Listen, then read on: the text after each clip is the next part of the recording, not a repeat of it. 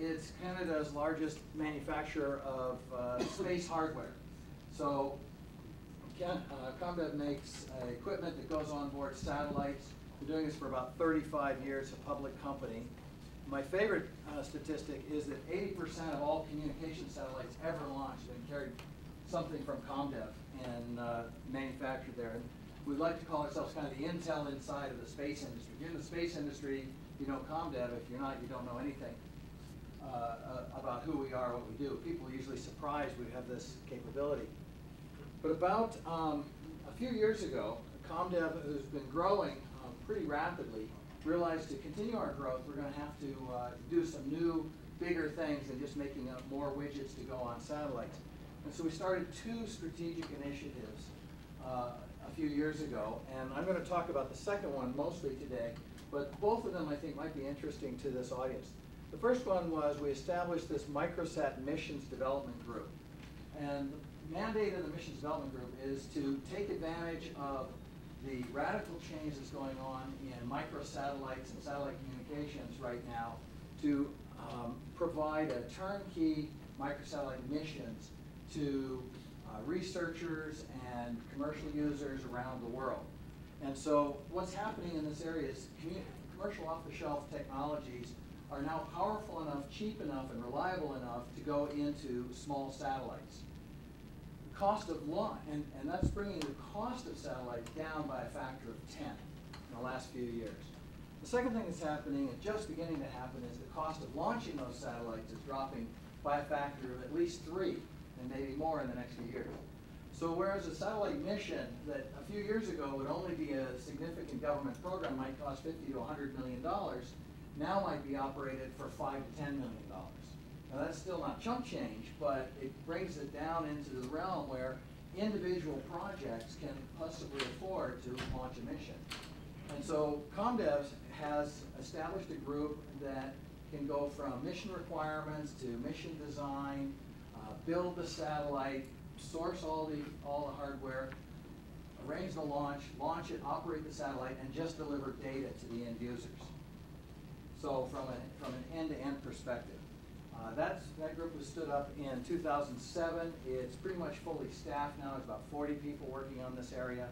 And our first mission, we run a number of studies now, doing preliminary studies. But the first big mission was this area that I'm going to talk about called AIS, Automatic Identification System for Tracking Ships. And I'll talk about that in just a second. The second strategic initiative was exactEarth, which was has the mandate to put ComDev into the business of providing data services to the world. So take all of this fancy space stuff, turn it into real information, and deliver services from those space assets to the real end users in the world. And the first one of these that we're doing is this automatic identification of ships that we'll talk about. AIS system is an international maritime organization, the IMO's division of the UN, mandated about 6 or 7 years ago that every ship over 300 tons, or any ship that carries passengers, has to carry this collision avoidance transponder. And so 70,000 vessels over a number of years were equipped with these transponders. So two ships go, the radios talk to each other, and they calculate if they're on a collision course, and they issue an alert if they're on a collision course. They then pass a lot of other information. That same signal transmits to base stations on the shore around the port. So as the ship's coming in, it identifies itself, what type of ship it is, what kind of cargo it's got. And it's the first digital communication system deployed in the maritime industry. Maritime came in the aviation world. Every year, we know where all the airplanes are, you can detect them, there's transponders on. Maritime hasn't been that way. There is no air traffic control system for the seas. So that's what we're in the process of building. So these signals that are out there, it's a self-organized TDMA network that allows a ship to come into an area, it looks around, finds a time slot, and it transmits all of its information to all the ships around, all designed for the area around the ship, maybe a 30, 40-mile range around the ship, which is plenty for collision avoidance. But the reality is there are some real problems in the maritime world, and especially for these people. So this is who we serve. what we call the competent maritime authorities, which is the term they use in the IMO to denote the agency responsible for all maritime activities for a given nation. So the navies, the coast guards, national security agencies. So the government agencies are our primary customers. There's a few commercial customers that we interact with. And they all have a problem. They're interested in maritime domain awareness. They want to know what's going on in the oceans around the coastline, say off the coast of Canada, or off the coast of the United States, or in the middle of the Atlantic Ocean. And they have a few different solutions out there. They've got AIS, which I just described, but it only works on the coastal areas. And to put a base station every 20 or 30 miles and a backhaul connection to it is extremely expensive to cover a large area. They've got their air and surface assets, patrol boats and airplanes and helicopters. Those are great, but they have a limited range and they're expensive. And then there's this other one that they started putting out called LRIT, Long Range Identification and Tracking. It's yet another UN mandate to put another radio on every ship. But it only reports the ship's identity and its position every 6 hours. Doesn't tell you what course and speed are, doesn't have any other data. And so with all of those, there are these unmet needs out there. So they want to cover the whole globe, which they can't do with any of these other systems.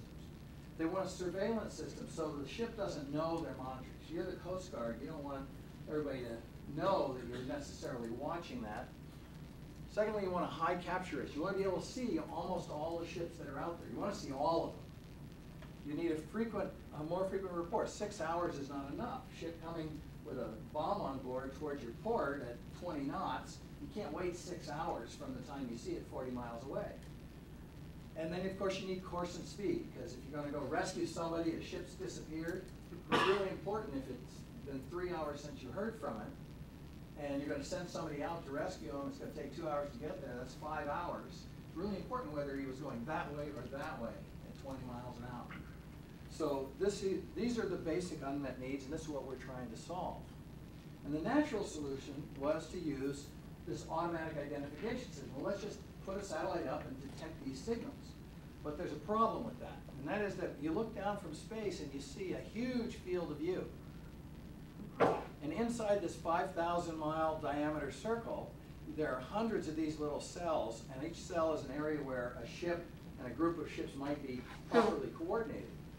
But a ship that transmits over here is completely uncoordinated with a ship that transmits over here. And so they send a signal on the same time, at the same frequency, it arrives at the satellite at the same time, and that's called noise. So they collide, you have to throw them all away, throw those messages away because you don't know what they are. And that's the fundamental challenge of making a satellite AIS work from space. So that's the 3,000 nautical mile, 5,000 kilometers. You have this refresh rate requires a wide field of view. So one way to solve this is to make the field of view the size of one of those cells so that you don't have very many ships in the field of view. But then you need lots and lots of satellites to get around the planet and cover the planet quickly. And so there's a trade-off you have to go through. And then, so what we did was ComDev came up with a processing algorithm that uses some capabilities on board the satellite and a lot of processing on the ground to decollide these signals. And that patent pending technology is what really is the secret sauce that has created a business opportunity for us for bringing AIS tracking to the world. So I feel I'm usually really proud of this graph, but in this group, this is really a simplistic view of the data. But what you see here is the number of ships within the field of view of the satellite and the probability of detecting that ship in a single pass of a satellite. Satellite fly over an area in about 10 minutes. So this black line was the main published study by Johns Hopkins University about 6 years ago, which said that as long as there's under about 1,000 ships in the field of view, it works perfectly. But as soon as you get over that, it drops off like a bomb, and by 2,000 ships, you essentially aren't going to see anything.